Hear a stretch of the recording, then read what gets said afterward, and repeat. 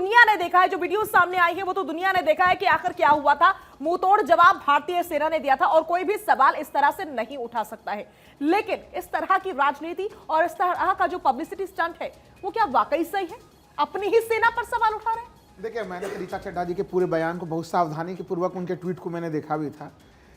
Tweet के देखिए भाषा पे जाना चाहिए कि क्या उसका भावार्थ क्या कहना चाह रही हैं, और उनका कहना कहीं से भी सेना के ऊपर अटैक नहीं था। ये जो भारतीय जनता पार्टी के लोग हैं ना, हमेशा कभी जो है कि संवैधानिक संस्थाओं के पीछे छुपते हैं, कभी सेना के पीछे छुपते हैं।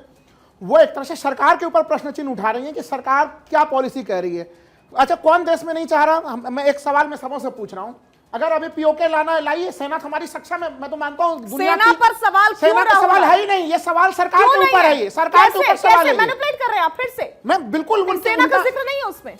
सेना एक चीज ये बताइए, सेना किसके निर्देश पे काम करती है? सेना सरकार के निर्देश पे काम करती है ना। सेना के ऊपर सवाल क्यों? सेना के ऊपर नहीं, वो सरकार के ऊपर सवाल है। देखिए, मैं अभी तुरंत समय क्लियर कर दे रहा हूँ। देखिए, उनका पूरा मामला में क्या था। अगर मान लीजिए कि सरकार को पीओके लाना है, हम लोग तो पीओके को भारत का भी हिस्सा मानते हैं, तो सरकार सेना को दे आदेश, उस पीओके को सेना एक मिनट त्वरित तौर पर ला देगी। आपने ध्यान दिया होगा, 6 साल से सुन रहा हूं, दाऊद इब्राहिम को भी लाने वाले हैं, पीओके को मिलाने वाले हैं। तो ये तमाम तरह की चीजें जो चुनाव और ये जो सुरक्षा के मामले और चुनाव को मामले का जोड़ने का काम जो भारतीय जनता पार्टी ने उठाया है, उस कारण से कंफ्यूजन फैल रहा है। ऋचा चड्ढा भारतीय जनता पार्टी ने उठाया है, ठीक है। आलोक मत से हमारे साथ जुड़े हुए बीजेपी के ऊपर हम वो बताना चाह रहे हैं, ठीक है, सरकार का रवैया किस तरह से। ठीक है, आप बीजेपी को फिर से कटघरे में ले आए तो आलोक वत्स हमारे साथ जुड़े हुए हैं। आलोक जी, आप सुन रहे होंगे राहुल लाल को, उन्होंने क्या कहा, इनका जवाब दे दीजिए।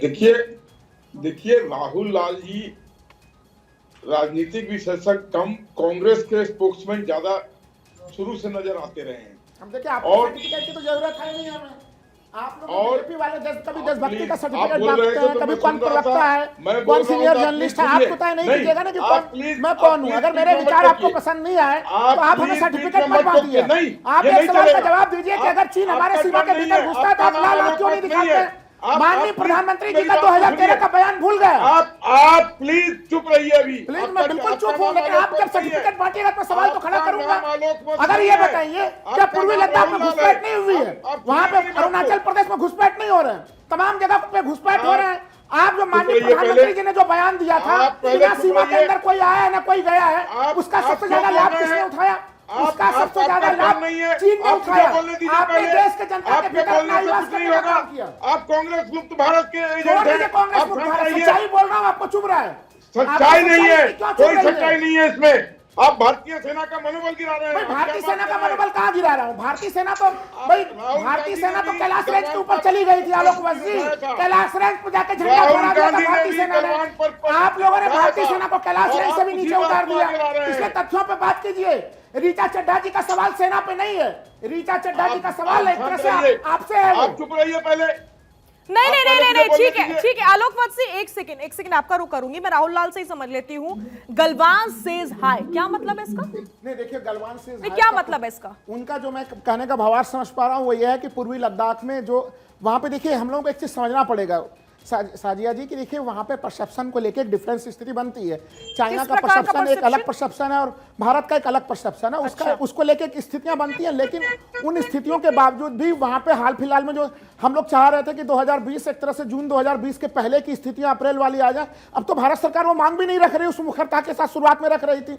तो चीन के साथ आप ये एक्सेप्ट क्यों नहीं कर रहे हैं कि गलवान में हमारे जो सैनिक हैं, जो हमारे देश के जवान हैं, जो हर समय अपनी जान को कुर्बान करने के लिए खड़े रहते हैं, सुबह हो, दोपहर हो, शाम हो, सर्दी हो या गर्मी हो, और उन्होंने गलवान में कटखनी दी है, चीन को कटखनी दी है, तो फिर गलवान क्यों याद दिला रहे हैं? देखिए, पूरे नहीं देखा आपने वो वीडियो? नहीं, बिल्कुल देखा है वो वीडियो। क्यों चीन पीछे हट रहा है? क्यों चुपचाप बैठा हुआ है चीन? देखिए, अब ये देखिए, यहीं से मामला शुरू होता है कि चीन कितने स्थान पे पीछे हटा, अच्छा, मतलब कितने स्थान पे पीछे नहीं हटा। अच्छा, पहले तो ये सवाल उठता था कि पीछे हटा या नहीं हटा, अब ये सवाल है कि कितना पीछे हटा और कितना आगे बढ़ा। उसने जितने, एक तो ये चीज हो गई नहीं कि आप वो 100 कदम अगर आगे बढ़ रहा है तो कहीं से 25-30 कदम पीछे हट रहा है, तो उसका तो हम लोग जश्न मना लें। लेकिन जो बाकी 70% जगह पे वो अभी भी डटा हुआ है, उसको लेकर आलोक जी से जवाब। मेजर मोहन आपके साथ बैठे हुए हैं, उनसे